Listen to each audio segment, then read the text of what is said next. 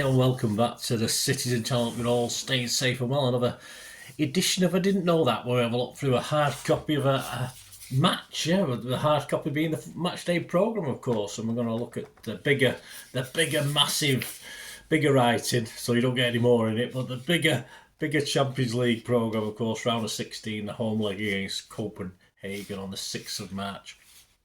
Yeah, so as I say, it's a pound dearer for the bigger pages, but it's a sore point with me. But we'll not go on. We've had enough of that in the past. We'll have a look inside, see what facts and oddities and stuff we've learnt from this programme. So please join me. And please spread the word, guys. Please push those buttons if you can. Subscription, notification button. So, these vlogs are coming out. Everything City, past, present.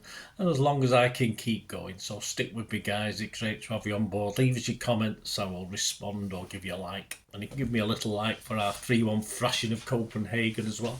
Give me a like. That'll be absolutely wonderful. Right, as we go, did you know, of course. So, did you know about City? Well, John Stones features. Only KDB has more medals in his cabinet than John Stones. Champions League appearances, he's made 49 so far. He's now made 50, hasn't he, with this one? Did he play the other night? I can't even remember now, guys. I've got to... I can't remember what happened, but obviously before this game it was 49. My old brain, my adult brain, shall I say. He's scored 5 goals and 1 assist. His pass completion rate was 94.1%. That's not bad, is it? That's pretty good. Ruben Dias, this season, the Champions League, just this season, there's nothing, because it was a head-to-head with a Copenhagen playing. Obviously, they kept it just to this season, but they don't normally do that when it's Premier League ones. It's, someone can have 200 Premier League appearances to 50, but I don't know why they did it particularly. Wouldn't have minded it for his total Champions League appearances, of course. Anyway, this season made 6. His pass accuracy in those 6 games has been 97.67%, Ruben Dias. That's pretty good. And his top leg in it speed is 33.3 kilometres per hour. That's pretty good, isn't it? I think he'd leave me behind, that's for sure. Joe Corrigan, he's named a 0-0 draw. No surprise there. He's a keeper as his main game, the one he remembers fondly, his favourite main road fixture.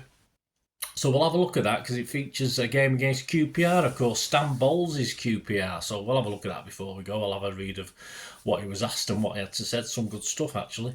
In Eurozone, Simon Curtis looks back at City's days in Europe since 1968, and in this issue, looks back at our 2008-2009 Euro adventure.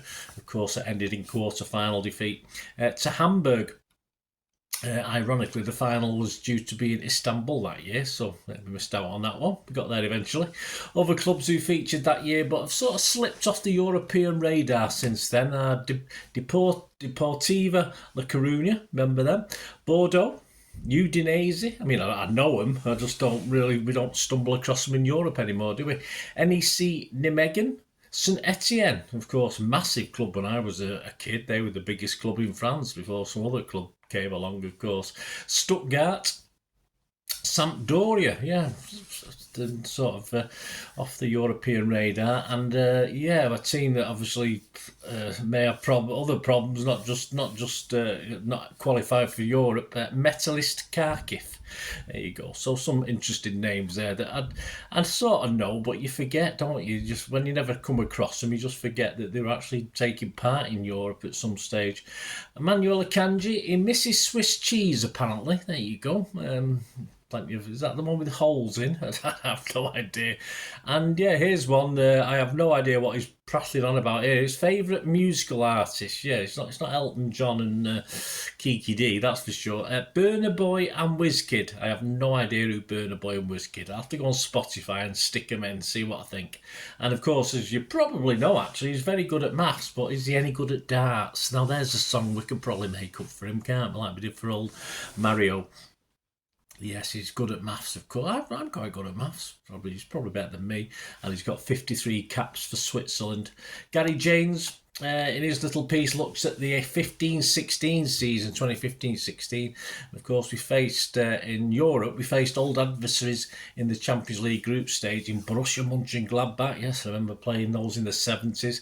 And Juventus, of course, in the 70s. Unfortunately, I didn't get to either of those games because when we played Juventus at Main Road, I was in Italy, believe it or not, on holiday.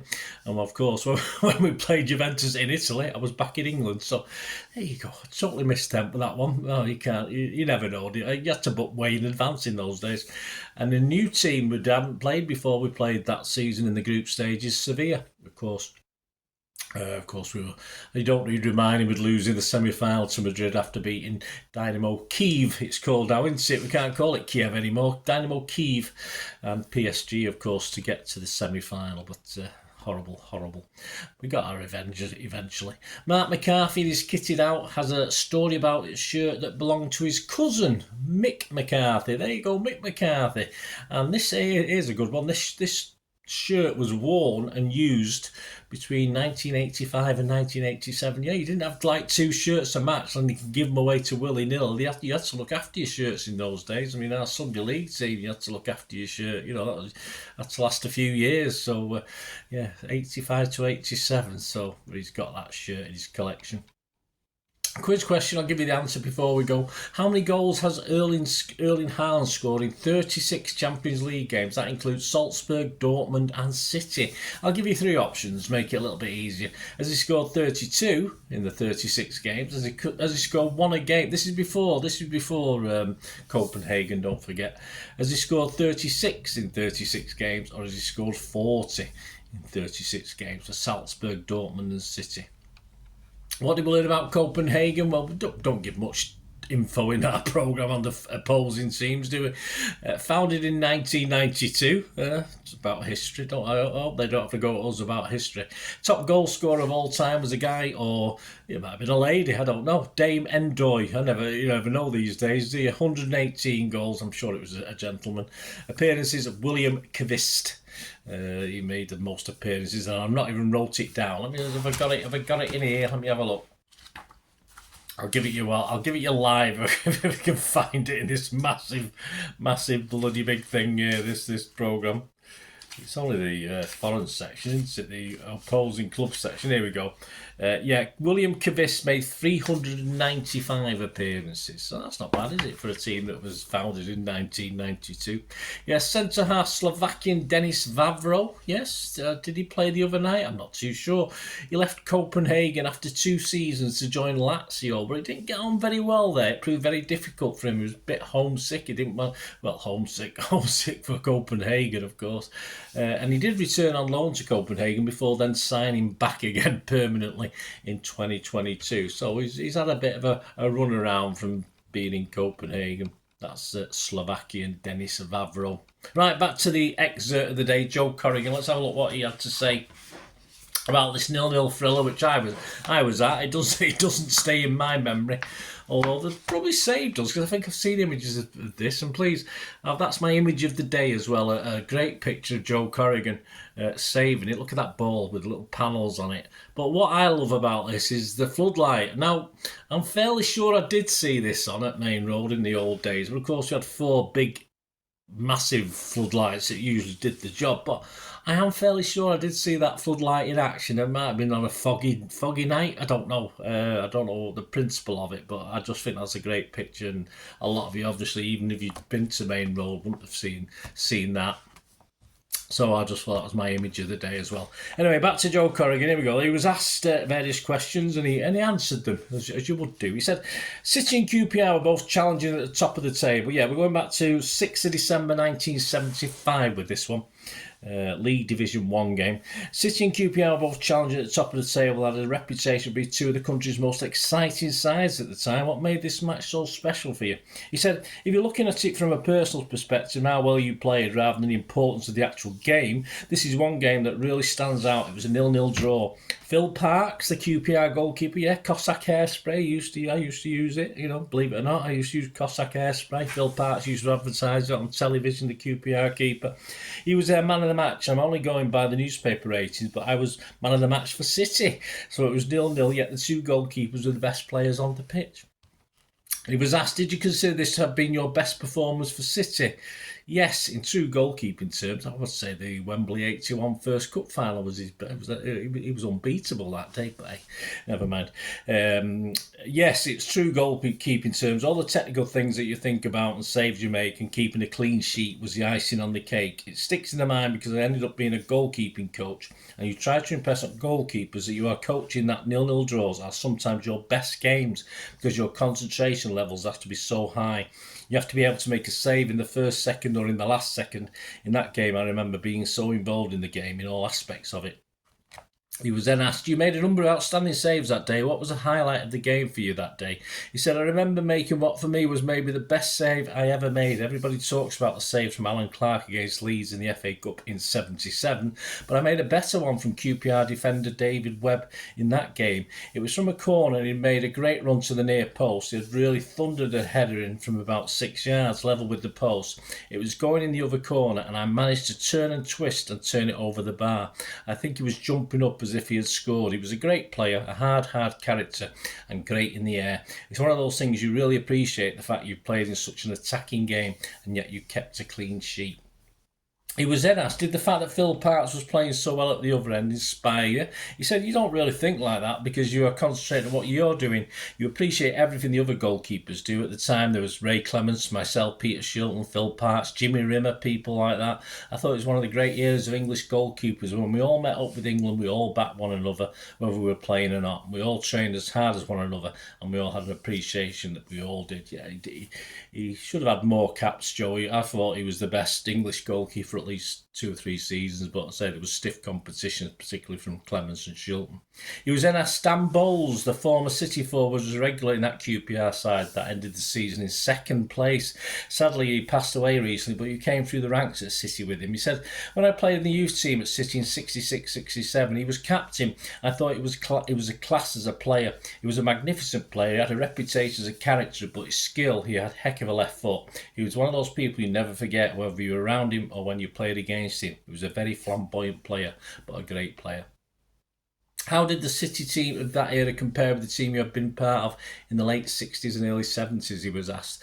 I thought there were two great teams. The late 60s, early 70s team was phenomenal. With Mike Summerby, Colin Bell, Frank Lee, Tony Buck, Neil Young, you go on and on. There was a lot of young players in that team as well. Me, Tommy Booth, Ian Bowyer, Willie Donicky, and then Tony Buck era with Asa Hartford, Brian Kidd, Joe Royal. People like Dave Watson and Dennis Stewart. That was a phenomenal team as well. We were very unlucky in 76 that we lost maybe the greatest player ever to play for City, Colin Bell. Well, I agree with that one. With that bad injury he got, and I think it was a major reason we didn't push on. We tried to replace him, but you can't replace great players like Belly. He had everything.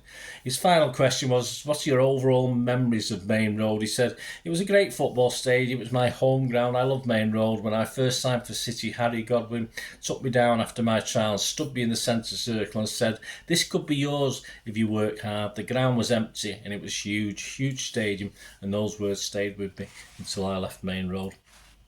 Just as a matter of interest, just before we finish, the attendance that day, 36,066. It was a top of the table clash. City with Corrigan, Clements, Donicky, Doyle, Watson, Oakes, Barnes, Booth, Royal, Hartford, Stewart, and Paul Power was the sub. And for QPR, it was Parkes, Clement, Gillard, Hollins, McClintock, Webb, Thomas, Francis, Marson, Leach, Givens, and the sub that day was Abbott. So did Bowles actually play? Yeah, so Stan Bowles didn't actually play that one. I think he was there though, so perhaps he had picked up an injury or something, I don't know. Anyway, that's Joe Corrigan, my main game. A 0-0. What do you expect from a keeper? No flipping flamboyance, have they? Quiz question, here's the answer. How many goals has Erling scored in 36 Champions League games before the Copenhagen game, of course? Did notch another one for Salzburg, Dortmund and City.